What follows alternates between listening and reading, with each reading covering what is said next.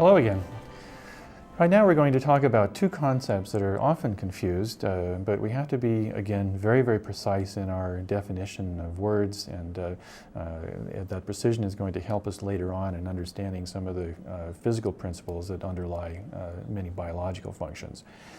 The confusion rests over the distinction between mass and weight. We often think that they are basically the same thing. We speak about ourselves weighing 100 kilograms, for example, but that's actually not entirely true and doesn't really represent the true physical nature of what weight is and its distinction from mass. Mass, as you'll recall, is a fundamental property of matter. An apple has a certain mass, for example, no matter where in the universe it is, and there's nothing that's going to change that. And weight, on the other hand, is a consequence of an interaction of a mass with a particular force acting on the apple. Now, let's then take a look at some of the evidence that shows that mass is actually different from weight. If we take our understanding of Newton's second law, keep in mind that we spoke about force being essentially a mass times an acceleration. Now, if you take an apple, for example, and you hold it up, and you'll see this in the video that's going to be coming up now. If you hold it up and you drop it, let's take a look at the video, you'll see that the motion is not constant. We have taken that video that you just seen, that was an apple being dropped in real time, and we've slowed it down and we put a little dot on the apple to show you where the apple is with respect to time.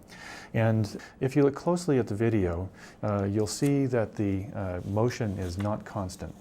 And in fact, we can quantify this. We can easily come along and measure the position of an apple as it's being dropped. And here's a graph that illustrates this. These are three experiments that I ran the other night, quantifying where, with respect to time, an apple is as it's being dropped.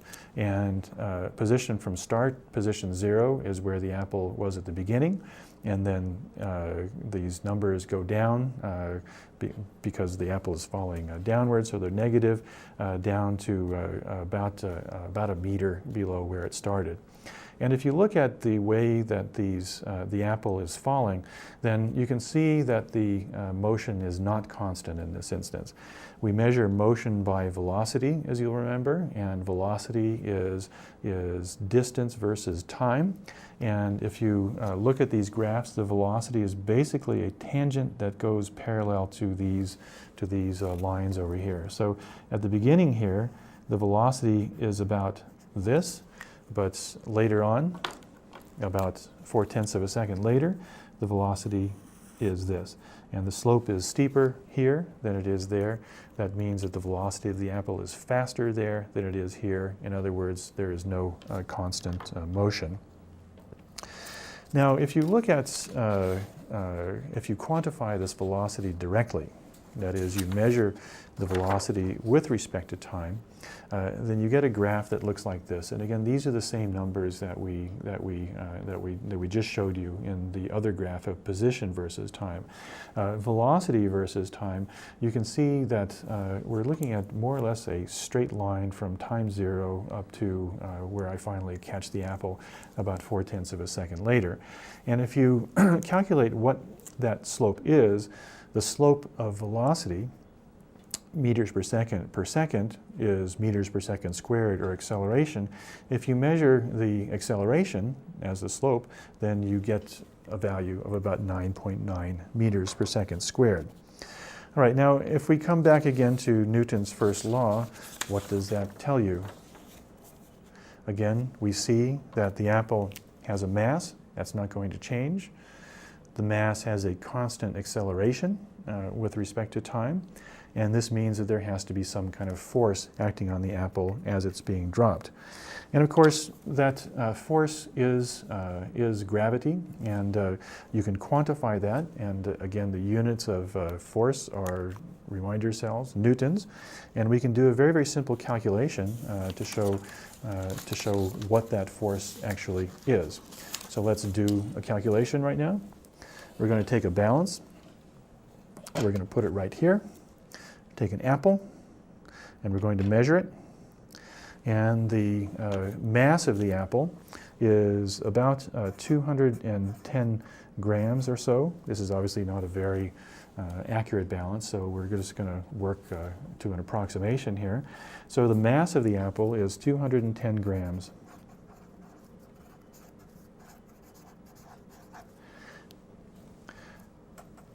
We'd like to work in SI units, and so we're going to turn that into kilograms. That's about 0.21 kilograms. We know that the apple, as it was dropped, accelerated, and we know that that was about 9.9 meters per second squared. And now we can calculate the force as mass times acceleration. Let's do the calculation. We got 9.9, oops, I beg your pardon. Let's do the calculation. 9.9 meters per second times 0.21 kilograms. And that works out to about 2.079 newtons.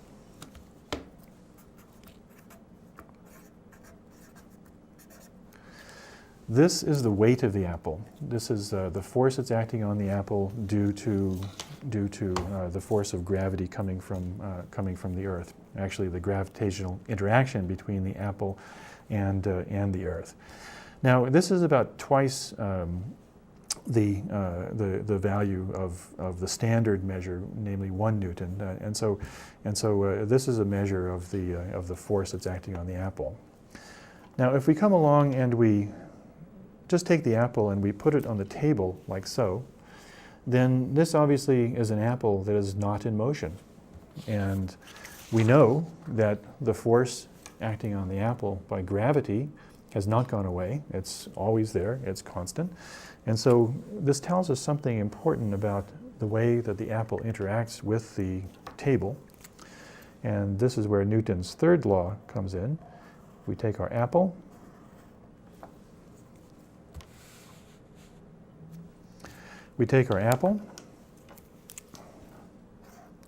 which has a little stem on it, and we know from our experiment that the apple has a certain force acting upon it. This is the force due to gravity.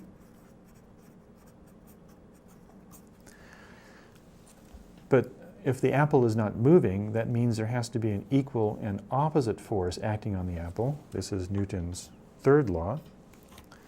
And so there has to be a force acting on the apple from the table going back. And this is the force acting on the apple by the table. You have a force driving the apple down, but it stays in motion. And as that force interacts with the table, there's an equal and opposite force going in the other direction. The table is actually pushing up on the apple as forcefully as gravity is pulling down on it. And this points to the fundamental distinction between mass and weight, namely that mass is a fundamental property of matter with units of kilograms, whereas the weight is a derived quantity. It's actually a force properly with units of newtons, and therefore the weight is actually properly measured as a force. Now, let's take a little bit of a closer look at this interaction with gravity. We measured a value of acceleration of the falling apple as about 9.9 meters per second squared. Obviously, people have done this much more precisely, and the standard value for acceleration, which is due to gravity, which is given a special term, namely g, that is actually closer to about 9.8 meters per second squared, and so we're going to use that value rather. And this points to another interesting thing about weight, that is that it varies depending upon the mass of the object doing the pulling. And so if you look at the gravitational acceleration of any object on Earth, it will accelerate downward if it's dropped at a rate of about 9.8 meters per second squared. And so we have to be a little bit more precise here. We have to speak about the gravitational acceleration due to the Earth's gravitational field. We can now pose a more fundamental definition of weight. The weight of an object is a force, and that is equal to the mass of an object times its gravitational acceleration, and in this case we're speaking about the gravitational acceleration due to the Earth's gravitational field. And if you have an object sitting immobile in that gravitational field, that means that the Earth is drawing down on it at a certain force, and whatever floor or table or whatever it's interacting with is pushing upwards at the same force. Gravity is not the same everywhere, though. The gravitational acceleration depends upon the mass of the object. And so if you look at the gravitational acceleration on the moon is a smaller object, and direct measurements of the gravitational acceleration have been done by the various moon missions that have gone up to the moon. The gravitational acceleration on the moon is about 1/6 that of the gravitational acceleration on Earth. That is, it's about 1.6 meters per second squared. And so if you compare apples on the moon versus the Earth, an apple on the Earth has a mass of about 210 grams, and an apple of the same size on the moon is also going to have a mass of about 210 grams. But if you measure their weights, that's an entirely different thing. The gravitational acceleration on the moon is about 1/6 of that on the Earth. I think we'll put those over there. And this means that 2 newtons of apple on Earth can be accommodated by 1 apple, but 2 newtons of weight of apples on the moon, it takes 6 apples to be able to make that up. Gravitational acceleration on the moon is 1/6 that on the Earth. You need 6 times the mass of apples to equal the same weight as 1 apple does on the Earth's surface. Okay, now there's just one other thing to speak about with respect to weight. And that is that weight often is important biologically because of the interaction of objects under a gravitational field with other objects in the Earth. And one obvious example of that is when you stand on a platform, on a surface, you are pressing down on that surface with a certain weight. But weights interact with other surfaces via areas. And so if you have an apple, again, let's draw our apple.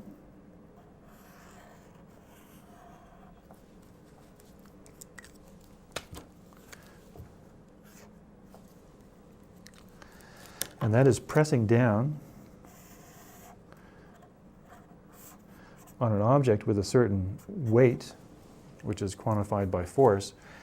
That apple is going to be interacting with the surface via the apple's own surfaces. And if you look on the bottom of an apple, you can see that there are various rounded points through here. There are typically 5 of them in an apple.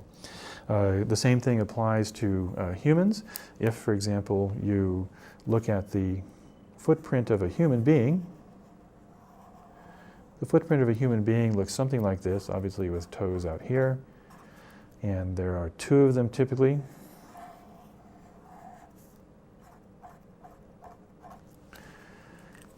And your weight, when you are standing on a surface, interacts with the ground over a certain surface area, which amounts to the contact area between the soles of the feet and the ground.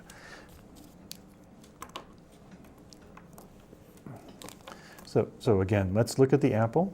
The apple sits on the surface with different points. These are quite small. And when we stand on the ground, we interact with the surface through the contact area between the soles of our feet and the surface. Now let's do some calculations. It's kind of fun to do this. If you measure the actual surface area of a footprint, and I'm using my own feet for this, the surface area of 1 foot is about 0.011 meters squared. And obviously we have 2 of them, and so both of them are going to have surface areas of about 0.11 meters squared. And together they of course make up a total surface area, total contact area of 0.22 meters squared. Now my weight, which happens to, let me back up and correct myself. My mass is about 100 kilograms. And we can calculate what the weight is from that. My mass is 100 kilograms times 9.8 meters per second squared. And that gives me a weight of about 980 newtons. Okay? Now let's calculate what the force acting over this surface area is. And I'd like you to hearken back to another one of our presentations, namely the one that deals with pressure. What is the definition of pressure? It is a force acting over an area. And so my mass acts through the surface area of my soles with a force of 980 newtons. And that force acts over 0.022 meters squared. And so we can calculate a pressure, a force over a unit area, that the soles of my feet exert against the ground. And that is going to equal 980 newtons, my weight, over 0.022 meters squared. And that will give us in the end a calculation that has units of newtons per meter squared, or pressure. All right, so let's do the calculation. Let's figure out what that is. Okay, so let's do our calculation. Turn on the old computer. And that's 980 newtons divided by 0.022 meters squared. And that gives a pressure of my feet acting through the soles of my feet as 44,500 pascals, or newtons per meter squared. Now that sounds like a very big number, and it is, but just for a point of comparison, atmospheric pressure is typically about 101,000 pascals. So the pressure that the soles of my feet exert on the ground are a little less than half of the atmospheric pressure on the surface of the Earth. Let's now compare the apple. That's an interesting one. The apple, as we said, weighs about 2 newtons. All right, and let's look at the apple again. The apple interacts with the surface through 5 small points, and let's draw those out. 1, 2, 3, 4, 5. That's the contact area between an apple and the surface. And because the apple is hard, these are very, very small. Each of them is on the order of about 1 millimeter squared. And if there are 5 of them, that means that the weight of the apple is pressing against the surface over a surface area of about 5 millimeters squared. 1 millimeter squared times 5. Okay, now let's calculate what the pressure exerted by the apple on the surface is. Let's zoom in, follow the calculations. An apple, the pressure is the weight of the apple, 2 newtons, divided by the surface area, which is 5 millimeters squared. And there are about 1 million square millimeters in a square meter, and we can do the calculation quite nicely. Let's come along here and do this again. Okay, 2 divided by 5 times 10 to the minus 6 square meters. You divide that, and we end up with a total pressure of about 400,000 pascals, or newtons per meter squared. Now compare this with the calculation for the pressure exerted by my own feet. We're dealing here with pressures on the order of about 44,000 pascals operating through the soles of my feet. On the other hand, the apple, even though it has a much smaller weight, interacts with the surface through a much smaller surface area, very, very small. And the pressure exerted by the apple on the surface is actually about 10 times greater than the pressure exerted by my own feet on the surface. And this is one reason why apples are hard and feet are soft. Apples have to resist much stronger pressures than do the soles of one's feet. Okay, that's all for now, and we'll see you next time.